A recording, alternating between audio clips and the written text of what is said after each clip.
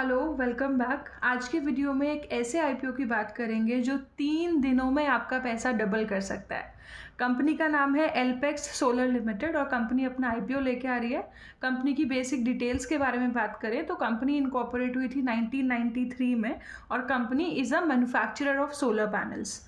तो ये कंपनी का काम है। अब आईपीओ की डिटेल्स देखते हैं। तो आईपीओ ओपन हो रहा है 8 फरवरी को, यानी कि आज के दिन आईपीओ ओपन हुआ है। लास्ट आईपीओ का क्लोजिंग डेट है 12 फरवरी। 12 फरवरी तक आप आईपीओ में अप्लाई कर सकते हैं। प्राइस बैंड रखा गया है 109 से लेके 115 रुपीज़ तक। तो हाइयर प्राइस बैंड यानी कि 115 रुपीज़ पे आप अप्लाई करेंगे। 74.52 करोड़ का टोटल इशू साइज़ है और ये पूरा का पूरा फ्रेश इशू है, यानी कि एग्जिस्टिंग प्रोमोटर इन्वेस्टर अपना स्टेक नहीं बेच रहे, फ्रेश इशू हो रहा है। ये पैसा कंपनी के पास जाएगा।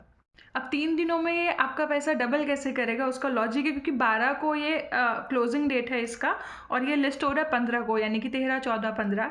इसका जो जीएमपी चल रहा है वो चल रहा है 150 प्लस। जो हमने हायर प्राइस बैंड की बात की वो 115। तो 115 पे आप इसके लिए अप्लाई करेंगे और जो ग्रे मार्केट प्रीमियम चल रहा है वो 150 रुपये चल रहा है, यानी कि ये 150 रुपये ज़्यादा के प्राइस पे ऐसा एक्सपेक्टेड है कि ये लिस्ट होगा 15 तारीख को।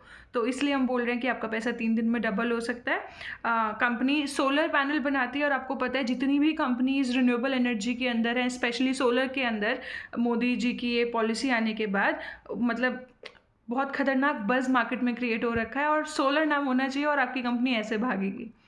तो मिनिमम जो एप्लीकेशन होता है आईपीओ के अंदर वो 15,000 रुपये का होता है, लेकिन ये जो आईपीओ है ये एसएमई कैटेगरी का है, small and medium enterprises category का है। तो इसके अंदर रिटेल कैटेगरी में अगर आप अप्लाई करेंगे तो मिनिमम आपको 1200 शेयर खरीदने पड़ेंगे जो एक लॉट में आएंगे और अमाउंट होगा 1,38,000। तो मिनिमम 1,38,000 के लिए आपको अप्लाई करना पड़ेगा एक लॉट के लिए। अब बात करते हैं कंपनी के फाइनेंशियल्स की। तो पहले रेवेन्यू को देखते हैं। 31 मार्च 2022 में कंपनी का रेवेन्यू था 16,800 करोड़, जो कि 2023 में बढ़कर हो गया 19,500 करोड़ के आसपास। और सितंबर तक अभी मतलब 6 महीने का जो रेवेन्यू है वो है 21,000 करोड़ अप्रॉक्सीमेटली। पूरे साल का अगर इससे देखें तो लगभग 42,000 करोड़ का रेवेन्यू होगा, जो कि पिछले साल के कंपैरिजन में ऑलमोस्ट इधर डबल हो रहा है। अब बात करें प्रॉफिट आफ्टर टैक्स की, तो यहाँ बहुत इंटरेस्टिंग डेटा हमें देखने को मिल रहा है। सो मार्च 2022 में कंपनी का जो पैट था वो था 19 करोड़ के आसपास, जो कि 2023 में बढ़कर हो गया 400 करोड़ के आसपास, 380 करोड़ टू बी एग्जैक्ट। तो क्या हुआ कि सेल, जबकि रेवेन्यू में इतना डिफरेंस नहीं था। पिछले साल रेवेन्यू था 16,800 का, इस साल है 19,500 का, लेकिन प्रॉफिट में आप देखो सीधा 20 करोड़ से प्रॉफिट हो गया 400 करोड़। तो यहाँ मार्जिन्स बहुत ज़्यादा इंप्रूव हुए हैं। और 20 अभी जो 6 महीने का जो प्रॉफिट आफ्टर टैक्स है वो है 760 करोड़। तो इसको डबल भी अगर हम करते हैं तो लगभग 1500 करोड़ के आसपास इनका पूरे साल का आ रहा है पिछले।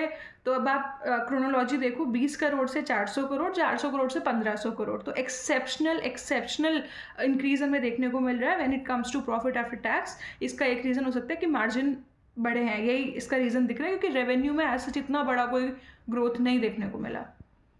तो ये थोड़ा सा नेगेटिव हो जाता है when the company is playing on margins. तो एक हाईली कॉम्पिटिटिव बिजनेस में, स्पेशली जो स्कीम्स आ रही हैं, नई कंपनीज खुलेंगी जो सोलर पैनल्स वगैरह बनाएंगी, तो this space is going to be very very competitive. और ऐसे कॉम्पिटिटिव एनवायरनमेंट में अपने मार्जिन्स को प्रोटेक्ट करना, अपने मार्जिन्स को बढ़ाना, तो ये एक चैलेंज होने वाला है कंपनी के लिए। दूसरा नेगेटिव फैक्टर जो मुझे लग रहा है वो है कंपनी की टोटल बोरोइंग्स जो लगातार बढ़ती जा रही है। 2022 में कंपनी की बोरोइंग्स थी 2700 करोड़ के आसपास, जो कि अभी बढ़कर लगभग 4,700 करोड़ हुई 23 में। और अभी जो 6 महीने का पीरियड था उसमें ऑलरेडी 4,100 करोड़ की बोरोइंग्स हैं। तो बोरोइंग्स कंपनी की लगातार बढ़ रही है, which is a negative factor. बात करें कंपनी की परफॉर्मेंस इंडिकेटर के बारे में, तो return on equity is 9.55%, not decent enough पर ठीक है। Return on capital employed is good, it is 19%। Debt to equity is 1.14, so heavy debt है कंपनी के ऊपर, it is a negative factor. और बात क्या है कि जो पैसा ये लोग रेस कर रहे हैं उसमें भी अपनी बोरोइंग्स को रीपे नहीं कर रहे, तो थोड़ा सा नेगेटिव है ये। Return on net worth is 9.55% again.